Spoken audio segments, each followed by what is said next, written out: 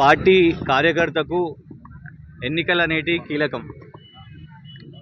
అలాంటి ఎన్నికలు జరుగుతున్న సమయంలో ఎన్నికల ప్రచారంలో లేకుండా చేసే ప్రయత్నం కాంగ్రెస్ ప్రభుత్వం చేసింది.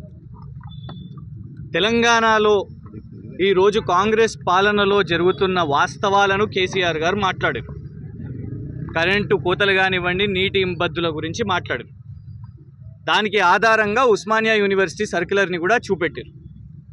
ఆ తర్వాత మోసపూరితంగా, కుట్రపూరితంగా తెలంగాణ ప్రజలను మిస్లీడ్ చేయడానికి సాక్షాత్తు రాష్ట్ర ముఖ్యమంత్రి రేవంత్ రెడ్డి గారు ఒక ఫేక్ సర్క్యులర్ని ట్వీట్ చేశారు వారి వ్యక్తిగత హ్యాండిల్లో.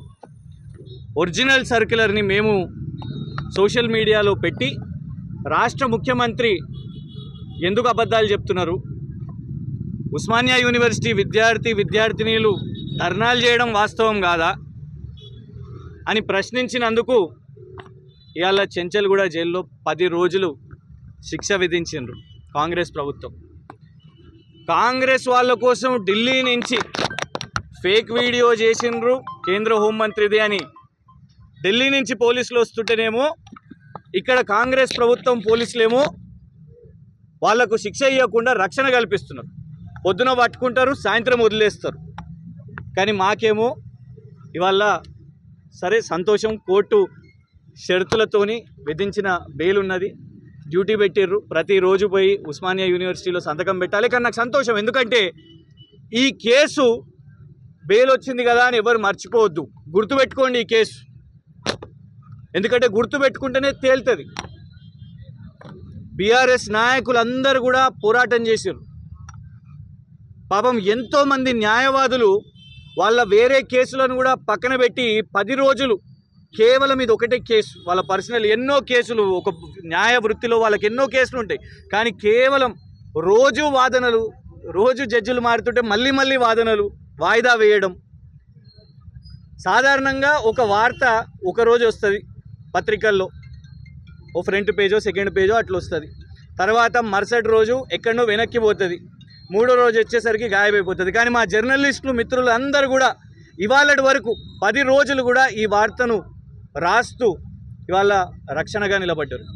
బీఆర్ఎస్ పార్టీ నాయకులు, సోషల్ మీడియా వాళ్ళు అందరూ కూడా దీని గురించి మాట్లాడుతూ ఉన్నారు.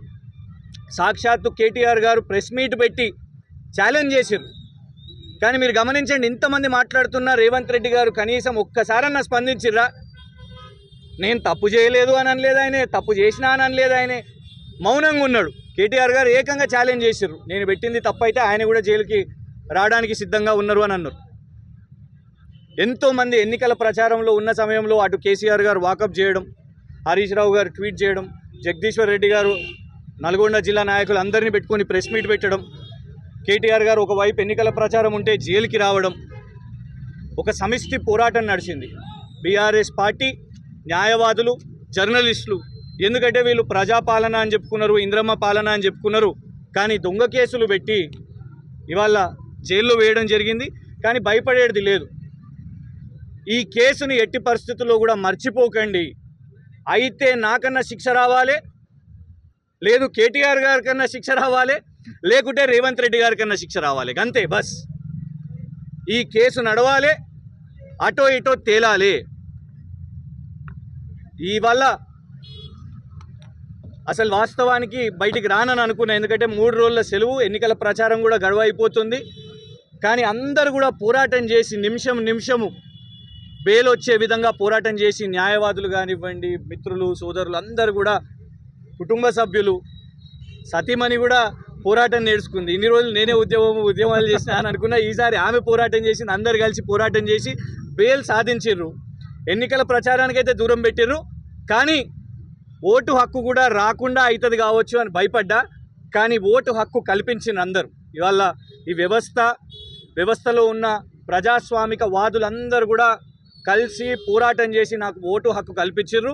13వ తారీఖున ఓటింగ్కి వస్తాను, బీఆర్ఎస్ పార్టీకి ఎన్నికల్లో ఓటేస్తాను అని అసలు నమ్మకం లేకుండే, కానీ ఇవాళ ఆ అవకాశం దొరికింది. అందరు కూడా పేరున కృతజ్ఞతలు. జై తెలంగాణ. అసలైన తొలి వెలుగు. ఫాలో వాట్సాప్ @తొలి వెలుగు official.